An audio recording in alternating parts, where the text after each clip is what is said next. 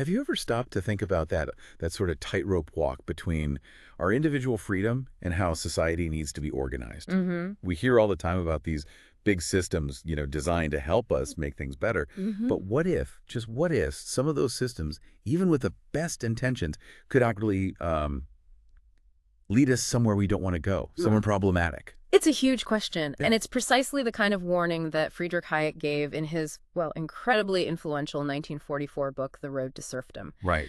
So today, that's what we're doing, a deep dive into this really pivotal work. We'll unpack its core arguments, look at its honestly surprising journey to becoming this global phenomenon, Yeah. and we'll dig into the reception, the critiques, everything it's stirred up over the years. The mission here is really to pull out the key nuggets for you, to understand why this book still matters. Okay, let's jump right in then. Hayek's central thesis, it's pretty stark, isn't it? It hit hard at the time. It really did. His fundamental warning was this: government control over the economy, through central planning. He believed that inevitably leads to tyranny. Inevitably. That's a strong word. Absolutely. He argued that if society gives up on individualism and what he called classical liberalism, his take on liberty, freedom, individual rights, you lose freedom, period. You end up with an oppressive society, you get a dictator, and the individual, well, they're on the road to serfdom. And this flew right in the face of a lot of thinking back then. Totally. Yeah. You have to remember, many people, particularly British Marxists in the 30s and 40s, saw fascism and Nazism as capitalism's last gasp, right? A reaction against socialism. Yep, that was the common narrative. Hayek said, no, wait a minute. He argued fascism, Nazism, and state socialism, they actually share the same roots. Which are? Central economic planning, empowering the state over the individual. For Hayek, they were just sort of different flavors of the same statist impulse. That must have been incredibly controversial. And he wasn't just talking about Germany or Italy, was he? No, not at all. He looked at Western democracies, like the UK, the US, and he saw them already progressively abandoning that freedom in economic affairs. Without which personal and political freedom has never existed in the past. I remember that line. Exactly. He felt society was making a mistake, trying to guarantee you prosperity through centralized planning. He thought that path, inevitably, there's that word again, leads to totalitarianism. Replacing the sort of messy, impersonal market. With a collective and conscious direction of all social forces to deliberately chosen goals. His words, conscious direction by the state. Which brings up that tension he talks about between freedom and equality. Right. A crucial distinction for him. Socialism, he said, might promise equality, but it achieves it through restraint and servitude. Whereas democracy. Democracy seeks equality and liberty. Yeah. So for Hayek, planning is coercive by its very nature. It has to be. And that makes it inferior to market competition.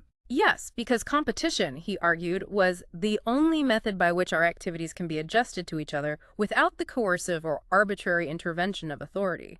It's spontaneous adjustment versus forced direction. And the individual really gets lost in that shuffle, according to Hayek. Completely. He was worried that central planning just can't be democratic. It requires that the will of a small minority be imposed upon the people. So power gets concentrated. Hugely concentrated, especially the power to take money or property for these collective goals. He argued that destroys the rule of law. The idea that everyone's under the same law, even the government. Precisely. And the individual becomes just a mere means, right? Used by the state for abstract ideas like social welfare or the good of the community. He had that really chilling quote about it, too. The one about the bailiff and the hangman. Yeah. While the last resort of a competitive economy is the bailiff, the ultimate sanction of a planned economy is the hangman, puts it starkly. It certainly does. And he also pointed out, to make this whole system palatable, you need propaganda. Ah, right. To convince people. Exactly. Yeah. The state has to make people genuinely believe that its goals are actually their goals. Shaping minds becomes part of the state's job. It's quite a picture he paints. And the story of the book itself, how it came to be so influential, that's fascinating too. Oh, definitely. Think about the timing. Hayek's at the London School of Economics. It's the Great Depression, then World War II. Massive upheaval. Right. And it starts small, apparently, as a memo to William Beveridge, who was the head of LSE then. Just a memo. Yeah, basically to argue against that popular idea we mentioned, that fascism was just capitalism failing. It kind of grew from there. But getting it published wasn't straightforward. Not at all. Right. It first came out in Britain, March 1944.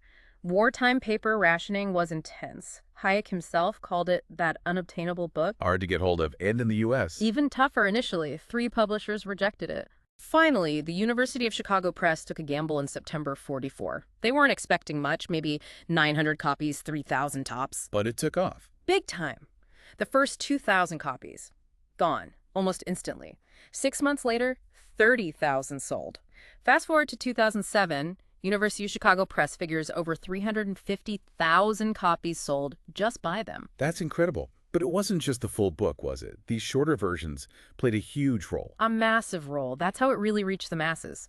Reader's Digest did a 20-page version in April '45. Their circulation was enormous. Millions. Then there was a 95-page abridged version.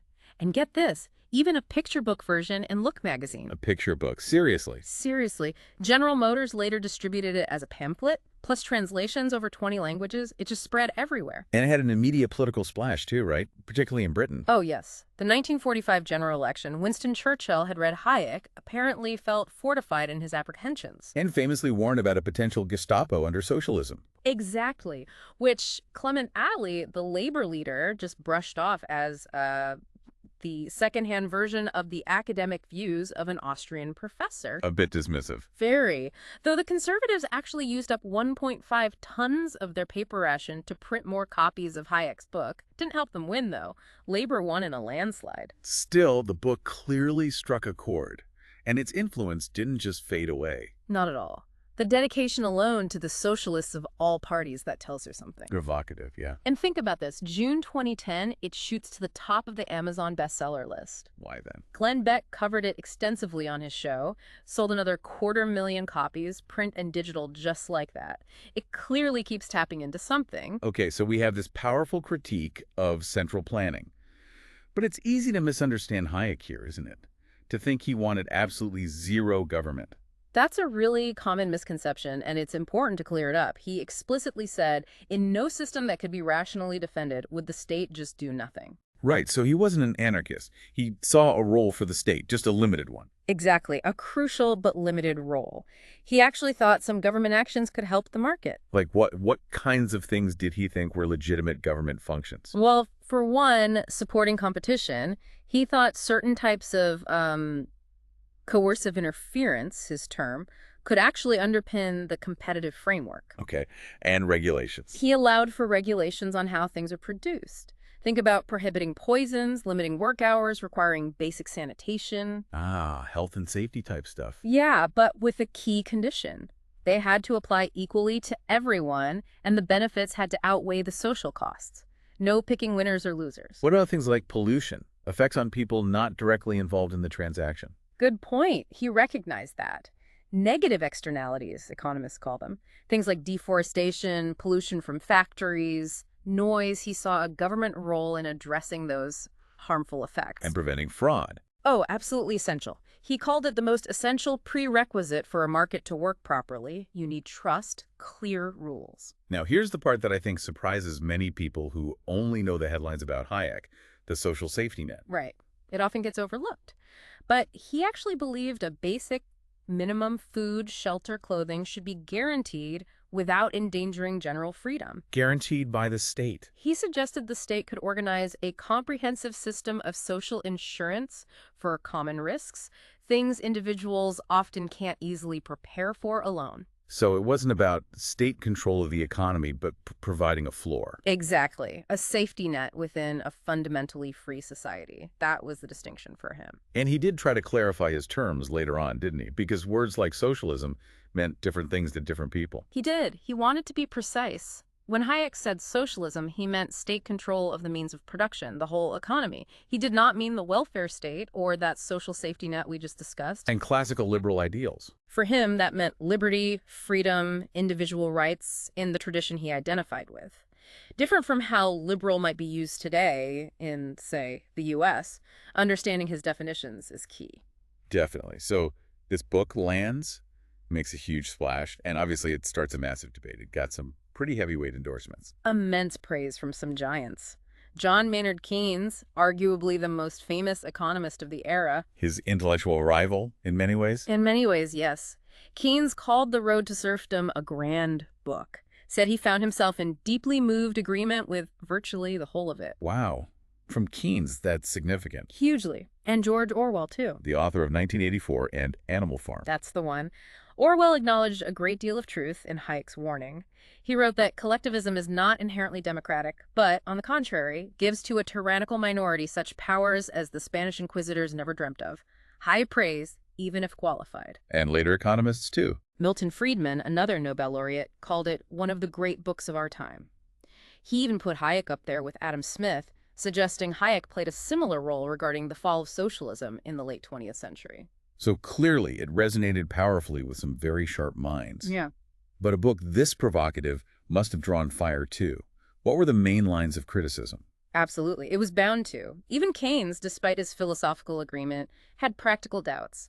He wasn't sure Hayek's philosophy would actually work, suggesting maybe an enlargement of government programs was needed. He specifically warned about the probable practical failure of applying Hayek's ideas in the U.S. Interesting.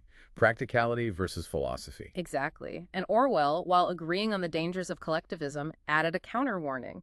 He worried that just going back to free competition could lead to its own kind of tyranny, maybe worse because more irresponsible than that of the state. So dangers on both sides. Were there direct attacks on the book? Oh, yes. Hermann Feiner wrote a book called The Road to Reaction in 1946, basically a direct rebuttal. Hayek was not impressed. He called it a specimen of abuse and invective. It sounds like things got heated. They did. Another big criticism focused on Hayek's predictions. Did they actually come true? Right. Did places with significant state intervention, like Sweden, actually become totalitarian? Gordon Tullock, another economist, argued no. He pointed to places like Sweden, where the state controlled a large chunk of the economy, 63% of GNP at the time. But non-economic freedoms, he said, weren't really lost. So Hayek got the prediction wrong. But there was a counter to that. Yes, the historian Robert Skidelsky defended Hayek. He suggested Hayek's argument was more nuanced, more contingent. Skidelsky argued that the slippery slope maybe wasn't immediate, but signs of it did start appearing by the 1970s, with issues like government overreach and inflation. So the timeline matters. Perhaps. Then you have totally opposing viewpoints. Karl Polanyi, the economic sociologist, argued the opposite of Hayek's, that it's unfettered markets that actually tear society apart and can pave the way for dictators. A complete inversion. Pretty much. And there was a fascinating specific debate sparked by Barbara Wooten's book, Freedom Under Planning. She read an early copy of Hayek's work and wrote her response. What was her argument? She believed planning and freedom weren't incompatible. She argued, there is nothing in the conscious planning of economic priorities which is inherently incompatible with the freedoms. She thought a happy and fruitful marriage between freedom and planning was possible. So a direct challenge to Hayek's core thesis. How was that received? Well, Frank Knight, a big figure in the Chicago School of Economics, basically said Wooten's book didn't logically answer Hayek at all. He felt she missed the point. The debate continues. And even more recently. More recently, you get arguments like Eric Zenzi's. He suggests Hayek's whole model assumes an infinite planet, endless resources. Which we now know isn't true. Right. So Zenzi argues that because of physical limits, environmental constraints, some form of centralized planning actually becomes necessary today, at least for managing how our economy interacts with nature. That adds a whole new layer to the debate. It's clear this book just keeps generating discussion. It really does. It sparked this vital, ongoing conversation about the state's role, about individual liberty, about what kind of economy actually serves us best. It continues to shape debates, continues to make people think. Absolutely. And wrapping up this deep dive, it really leaves us with a big question to chew on, doesn't it? Yeah. In our world today, so complex, so interconnected, what does freedom even mean when we face huge collective challenges? Think climate change, think global pandemics. Mm-hmm. How do we find that balance between individual liberty and the need for collective action? Where is that line between necessary planning, maybe the kind even Hayek allowed for, and that potential road to serfdom he warned us so powerfully about? Something for all of us to think about.